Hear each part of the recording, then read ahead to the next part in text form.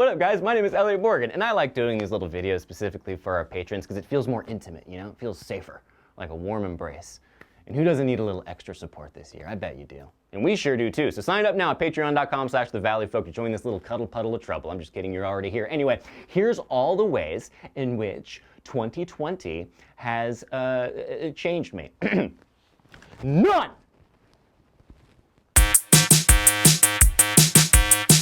I haven't changed at all, bitch. It's called perfection or stagnation. And I don't have the time or energy to try to improve myself or get better at life when life ain't getting better for me. You know what I mean? I've been in codependent relationships before, and I'm not about to get into one with my own life. Plus, you can't improve upon this, you know, without diet and exercise, but it's December. So I pretty much decided I'm not gonna do anything to improve myself for the rest of the year. So yeah, no, for real, here's all the ways that I've changed. So it might be hard to tell, since I'm in the year still, so it's hard to have perspective on this, but I'm gonna take a stab at it. All right, so here's some updates. I became an uncle. I got accepted into a master's PhD program in depth psychology, and I'm finishing up my first semester. It's been really fun. My house and I got a girlfriend together, and we love her. I went to London. I saw Stonehenge, which was super cool, kind of creepy, a little sacred, a little weird. I did a live tour with my friends, which we're currently making into a little mini special that will be a Patreon exclusive once we hit a certain number of patrons. I gained weight, most of it good weight, but now not so much, especially after Thanksgiving, all right? I stopped drinking. I started drinking. I stopped drinking. You see a pattern here. I really missed a lot of my friends. I had a couple existential-ish crises, nothing too bad. I read a book called Passion of the Western Mind that I really loved. I have launched a Kickstarter, which you guys made ridiculously successful, and I did it for a game that I've only gotten worse at over 2020. I learned to deal with survivor's guilt better, as well as how to function as an admittedly privileged and bonkers lucky person in a time that's, you know, incredibly painful for a lot of people. I got way into Run the Jewels. I think I truly stopped caring what I look like at all, like at least in terms of clothes and yeah, all of it. I also realized that's not something to brag about. Like, it's actually not a good thing at all. Because it's not like a badass look at me, I don't care what you think kind of energy. It's like a Robin Williams in Jumanji after he's been living in the jungle too long kind of energy. Like, I've been home too much. I don't know what restaurants are like. I guess that's a good thing.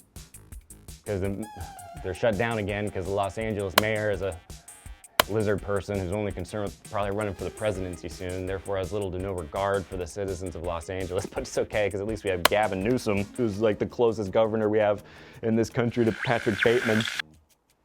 You know, the American psycho. So another thing I learned this year is that, oh yeah, Democrats, they got some work to do.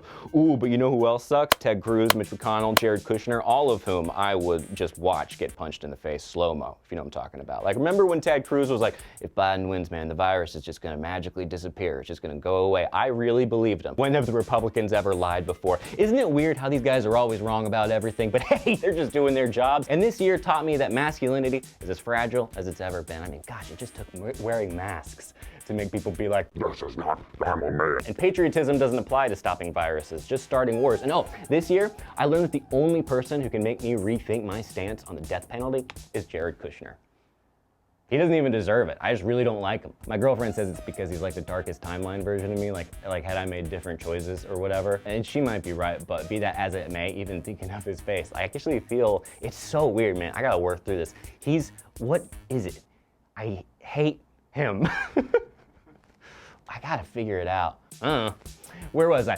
That got away from me. All in all, I think I've changed a lot this year, but the truth is, I don't even think we've begun to glimpse how drastically this year is going to change everything and all of us constantly. The lightning has struck, but no one has heard the thunder yet. I might feel like I'm a reliable witness to my own personality changes, but the truth is I'm not. I could list a million ways in which I think I am, and someone else, a friend or a girlfriend, family member, they might think I've been sadder lately or more reclusive, fearful because of this or reckless because of that, and they're probably all right to a degree. I've stopped posting a lot on social media platforms, and that might be due to just a general unwelcomeness that predates but was emphasized by the rising online temperatures of 2020. But it also might be a coping mechanism. Silence is golden sort of outlook that always allows me to weather the storm and think carefully about what I post. Like last night, I posted a photo of my booty in it. Why did I do that?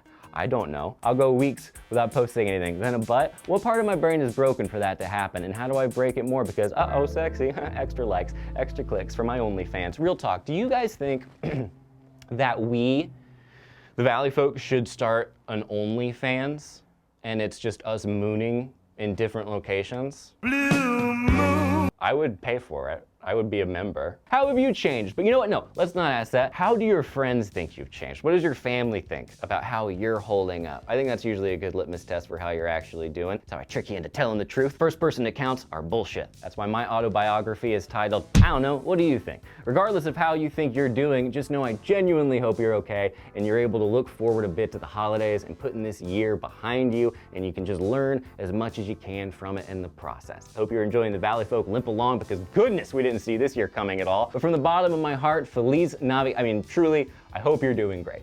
Leave a comment. Let's chat. Come here. Come here.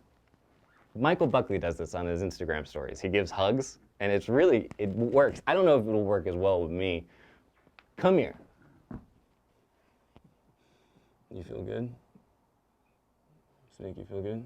You don't even look like yourself at all.